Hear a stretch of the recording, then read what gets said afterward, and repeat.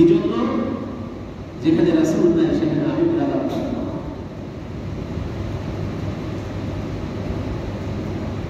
রাসূল করিম সাল্লাল্লাহু আলাইহি ওয়াসাল্লাম হযরত বিলাল রাদিয়াল্লাহু তাআলা আনহু এতটাই মহব্বত করতেন, এতটাই ভালোবাসতেন।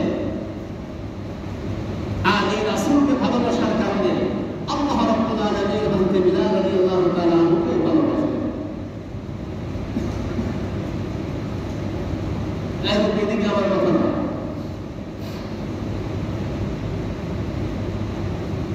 মক্কা থেকে মদিনায় চলে আসলেন।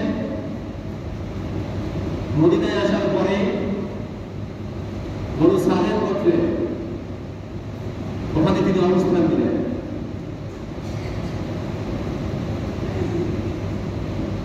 পুনরায় গেল সোমবারের দিন আল্লাহ রাব্বুল আলামিন কিবলা পরিবর্তনের আয়াত নাযিল করে দিলেন।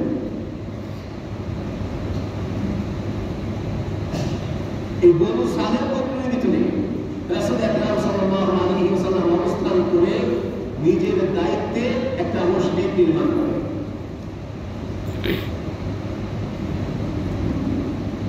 যখন রাসূল করিম সাল্লাল্লাহু আলাইহি ওয়াসাল্লাম বাইতুল মুকাদ্দাসের দিকে মুখ ফিরিয়ে যখন নামাজ শুরু করেন, আর এদিকে মদিনার ইহুদিরা যখন জানতে পারে, মদিনার ইহুদিরা তখন বলাবলি শুরু করলো, রাসূল করিম সাল্লাল্লাহু আলাইহি ওয়াসাল্লাম আমাদের ধর্ম মানে না, অথচ আমাদের কিবলা মানে। মুহাম্মদ রাসূলুল্লাহ সাল্লাল্লাহু আলাইহি ওয়াসাল্লামকে তারা বলতেছেন মুহাম্মদকে আমাদের ধর্মকেও মানতে হবে, শুধু কিবলা মানলে হবে না। যদিও তিনি কিবলা রাসূল করিম সাল্লাল্লাহু আলাইহি ওয়াসাল্লাম এই জন্য মানছিলেন যে ইহুদিরা যেন তাদের পক্ষে আসে, আল্লাহ রাসূলের পক্ষে আসে, রাসূলের কথা শোনে। قد نرى تقلب وجهك في السماء فلنولينك قبلة ترضاها فول وجهك شطر المسجد الحرام।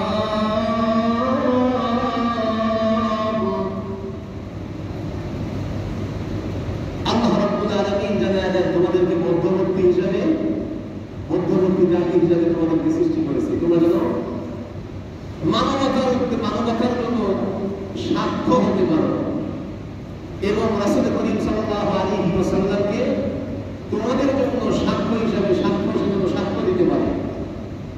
অর্থাৎ 16 মাস অবস্থান করার পর ওই বনু সালেম গোত্রের ওই যে মসজিদ জোহরের নামাজের সময় 2 রাকাত নামাজ হয়েছে আর কিবলা পরিবর্তনের আয়াত নাযিল হয়েছে।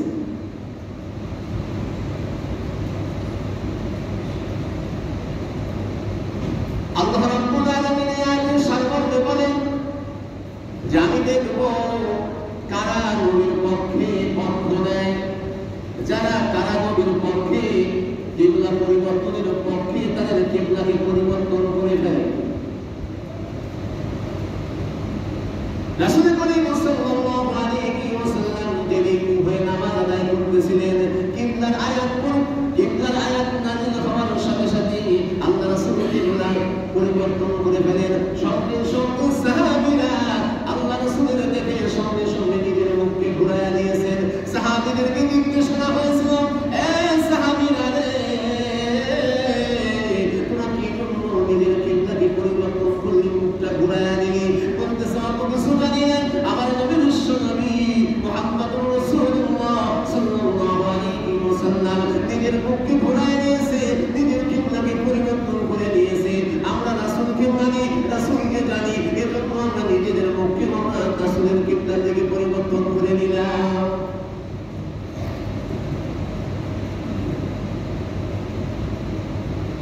আমি কত তোমার আলোচনা করেছি খন্দকের যুদ্ধের ব্যাপারে। এই খন্দকের যুদ্ধ পরীক্ষা রাসূল করিম সাল্লাল্লাহু আলাইহি ওয়াসাল্লাম নিজেই খননকালে লিপ্ত হয়ে গিয়েছিলেন। আর এই বদরের প্রান্তরে এটাও কিন্তু মাদানী জিন্দেগির ভিতরে পড়ে। খন্দকের যুদ্ধ, বদরের যুদ্ধ, সাতুর যুদ্ধ, এরকম অনেক যুদ্ধ আছে। এই যুদ্ধগুলো রাসূল করিম সাল্লাল্লাহু আলাইহি ওয়াসাল্লাম মাদানী জিন্দেগির ভিতরে পড়ে। কারণ মাদানী জিন্দেগি রাসূলের শুরু হয় আর জিহাদের কথাগুলো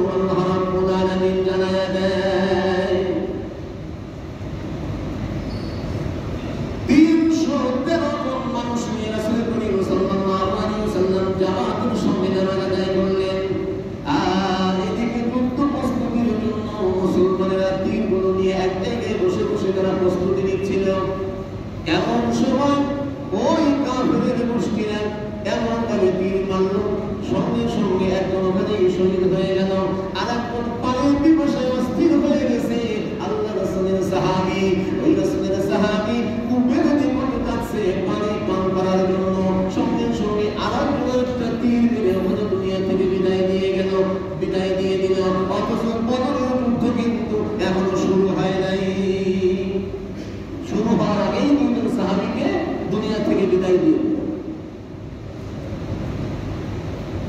অনেক লম্বা ঘটনা।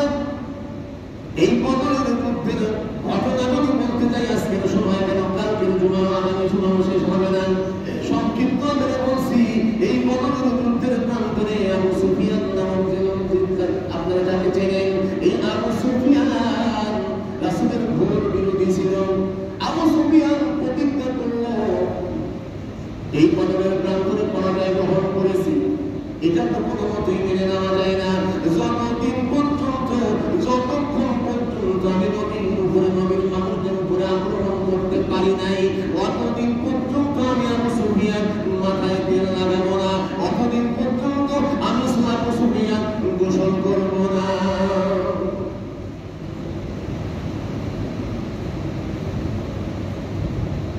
এই আবু সুফিয়ান সাতুর যুদ্ধ নামের ইতিহাসে যেটা পরিচিতি লাভ করে, এই সাতুর যুদ্ধে আবু সুফিয়ান 200 সৈন্য নিয়ে মুসলমানদের উপর আক্রমণ করবে।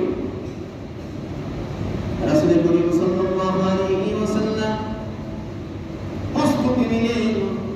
রাসূল করিম সাল্লাল্লাহু আলাইহি ওয়াসাল্লাম এক আনসারী সাহাবীকে সঙ্গে সঙ্গে রাস্তায় দেখা হওয়ার সাথে সাথে আবু সুফিয়ানের লোককে তীর মেরে আঘাত করে দুনিয়া থেকে বিদায় দিয়ে দিলেন।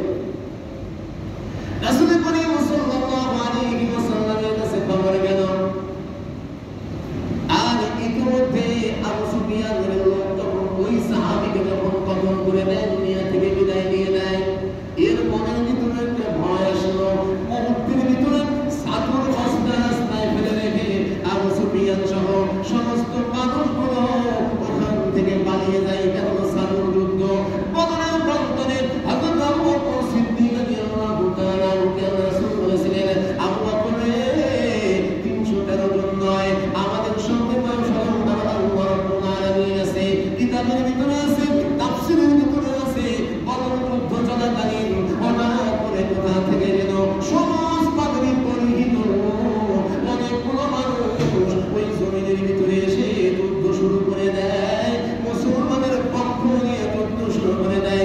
কাফেরদেরকে এক একটা আঘাত করে, আর কাফেরগুলো সঙ্গে সঙ্গে শহীদ হয়ে যায়। শুধু ঘাড়ে হাত দেয়, ঘাড়ে হাত দেওয়ার সঙ্গে সঙ্গে ঘাটটা ঘুরে যায়, আর সঙ্গে সঙ্গে মাটিতে করে বিদায় নিয়ে চলে যায় দুনিয়া থেকে। খন্দকের যুদ্ধের ভিতরে এই বদরের যুদ্ধের প্রান্তরে পরাজয় বরণকারী একজন আহত সৈন্য আমর প্রতিজ্ঞা করেছিল, বদরের যুদ্ধে যদি পরাজয় গ্রহণ করেছি, আমি আহত হয়েছি, এর প্রতিশোধ আমি নেব। যতদিন পর্যন্ত আমি প্রতিশোধ নিতে পারি নাই, অতদিন পর্যন্ত আমি মাথায় তেল ব্যবহার করবো না। আবু সুফিয়ান ঘোষণা করে নাই, কতদিন পর্যন্ত প্রতিশোধ গ্রহণ করতে পারে নাই, আর মাথায় তেল ব্যবহার করে নাই। আর আমর বলতেছে, আমি মাথায় তেল ব্যবহার করবো না। আসলে মাথায় তেল ব্যবহার করে নাই। অনেক দিন হয়ে গেছে, এই আমরের 90 বছর বয়স হয়ে গেছে। এখন দেখে দেখে বলতেছে, এই কে আসো আমার কাছে, আসো, আমি যুদ্ধে লিপ্ত হতে চাই। কে আসো? মুহাম্মদের লোক। কারণ মুহাম্মদ সাল্লাল্লাহু আলাইহি ওয়াসাল্লামের সঙ্গে ওই বদরের প্রান্তরে আমি আহত হয়েছিলাম। আমি ওই সময় প্রতিজ্ঞাবদ্ধ হয়েছিলাম, যতদিন পর্যন্ত আমি ওদেরকে নাস্তানাবুদ না করতে পারি, অতদিন পর্যন্ত আমি মাথায় তেল ব্যবহার করবো না। আজকে আমার 90 বছর বয়স। কে আসো? আমার সঙ্গে আসো, আমি তাদের সঙ্গে যুদ্ধে লিপ্ত হতে চাই। হযরত আলী রাদিয়াল্লাহু তাআলা ঘোড়াবন্দিত হয়ে গেলেন। আল্লাহ রাসূল সাল্লাল্লাহু আলাইহি ওয়াসাল্লাম বলেন, আলী যাও, তুমি যাও, তোমার সঙ্গে আল্লাহ রাসূল আছে। হযরত আলী রাদিয়াল্লাহু তাআলা সঙ্গে উপস্থিত হলেন। আমর বলতেছে, হে যুবক,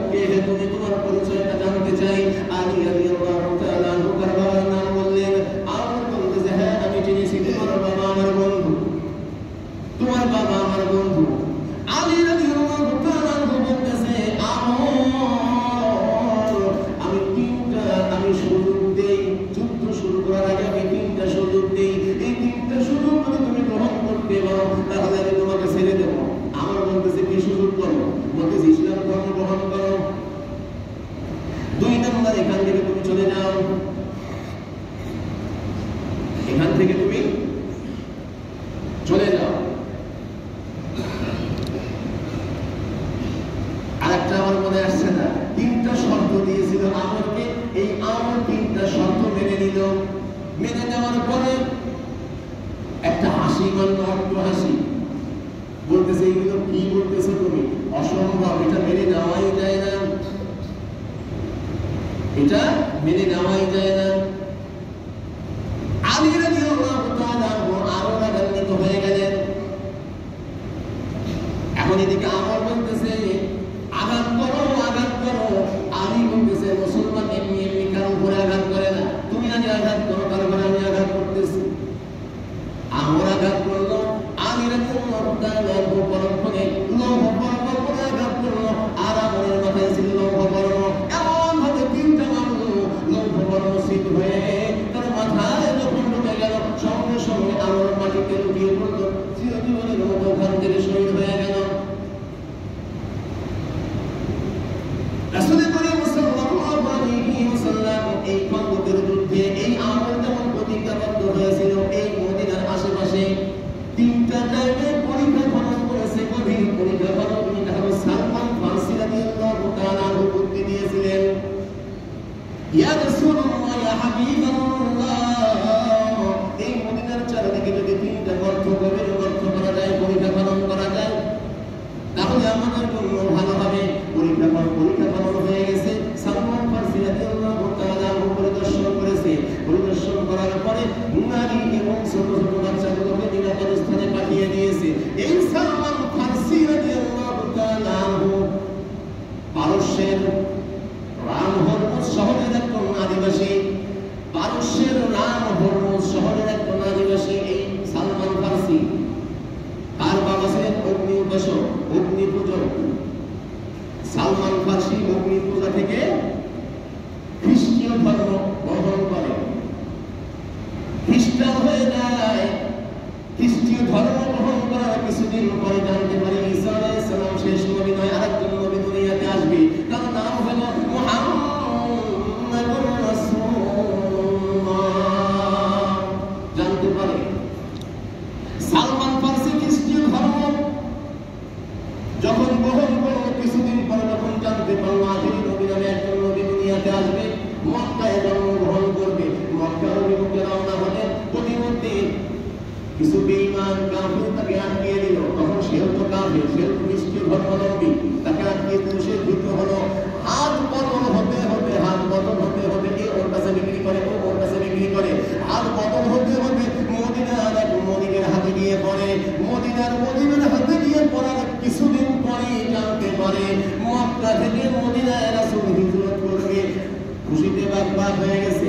সালমান ফারসি রাদিয়াল্লাহু তাআলা মদিনায় রাসূল আসে, মদিনায় রাসূলের সামনে গিয়ে পড়ে গেলেন, আশহাদু আল্লা ইলাহা ইল্লাল্লাহ ওয়া আশহাদু আন্না মুহাম্মাদান আবদুহু ওয়া রাসূলুহু। যারা আল্লাহ রাব্বুল আলামিনকে সাহায্যকারী হিসেবে পেতে চায়, যারা রাসূলের সুপারিশকে পেতে চায়, সেজন্য আল্লাহ রাব্বুল আলামিনকে মানে, রাসূল করিম সাল্লাল্লাহু আলাইহি ওয়াসাল্লামকে ইত্তিবা করে। যত মানুষ দুনিয়াতে আসছে, সাহাবায়ে কেরাম থেকে শুরু করে তাবেঈন, মুনাফিকিন, মুস্তাহিদিন, তারা প্রত্যেকেই আল্লাহ রাসূলকে মানছে। আল্লাহ রাসূলকে মানার কারণে আল্লাহ রাব্বুল আলামিন দুনিয়াতে খুশখবরি তাদেরকে দিয়ে দিয়েছে। হযরত মুসা আলাইহিস সালাম যখনই তার মনটা চাইতেন, সঙ্গে সঙ্গে তুর পাহাড়ের দিকে রওনা করতেন নিজেকে। হঠাৎ করে কোনো বন্ধুর কথা তখন মনে আসে, দেখি ফোনটা দেখি, একটু ফোন করে দেখি কেমন আছে। হঠাৎ করে যখন মনে হয়, অথবা মনে হয় যে আসছি যখন, একটু বন্ধুর সঙ্গে কথা বলি, দেখি তো কেমন আছে।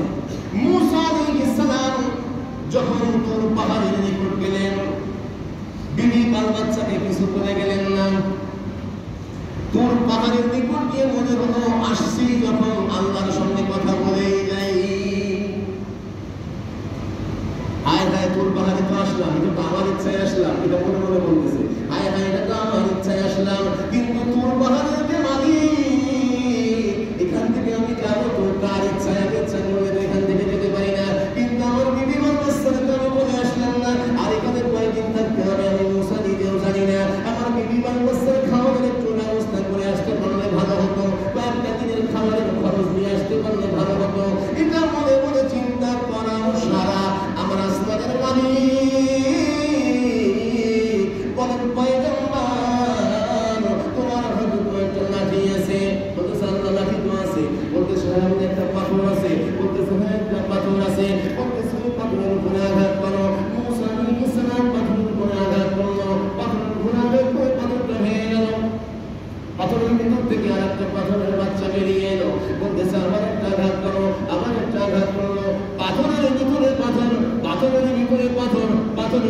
পাথর, 4 নম্বর পাথর যখন আঘাত করলো, একটা সাদা পাথরকে নিয়ে আসলো, বলতেছে এই পাথরের উপর আঘাত করো। পাথরের উপর আঘাত করার সাথে সাথে দেখে পৃথিবীর ভিতরে অনেক সুন্দর বসত বাড়ি, এখানে একজন বাসিন্দা আছে যার নাম হলো পিপিলিকা, যার নাম হলো পিঁপড়া। মুসা আলাইহিস সালাম পয়গম্বর সিজদায় পড়ে গেলেন, আমি পয়গম্বর ভাবতেও পারি নাই এই পাথরের ভিতরে এত সুন্দর একটা বসত বাড়ি, আর এখানে তোমার মাখলুকাত এখানে থাকে। ওই মাখলুকাত আল্লাহ রাব্বুল আলামিন বলতেছেন, পয়গম্বর তুমি যাও, তুমি কি জানো ওই পিপিলিকা কি করে? বলতেছে ওই পিপিলিকা সারাক্ষণ আমি আল্লাহ রাব্বুল আলামিনের জিকির করে। আল্লাহ রাব্বুল আলামিন জানালেন, পয়গম্বর তুমি যদি শুনতে চাও তোমার কান খাদা দাও, তুমি তার কাছে যাও। হযরত মুসা আলাইহিস সালামের কথা শুনে পিপিলিকার কাছে কানটা লাগায় দিলেন। পিপিলিকা যেমন বলতেছে, সুবহানা মান সামিআ কালামি, সুবহানা মান রাআনি, সুবহানা মান রাযাকানি। পিপিলিকা বলতেছে, পয়গম্বর আপনি যে অবাক হবেন, আমি পিপিলিকা এখান থেকে যখন কোনো কথা বলি, পাথরের উপরে পাথর, পাথরের উপরে পাথর, পাথরের উপরে পাথর, আমার আসমানের মালিক সঙ্গে সঙ্গে আমি পিপিলিকার ডাকে সাড়া দেয়। পয়গম্বর আপনি শুনলে আরো আশ্চর্য হবেন, এই পাথরের ভিতরে পাথর, পাথরের ভিতরে পাথর, পাথরের ভিতরে পাথর, এখানে আমি অবস্থান করি।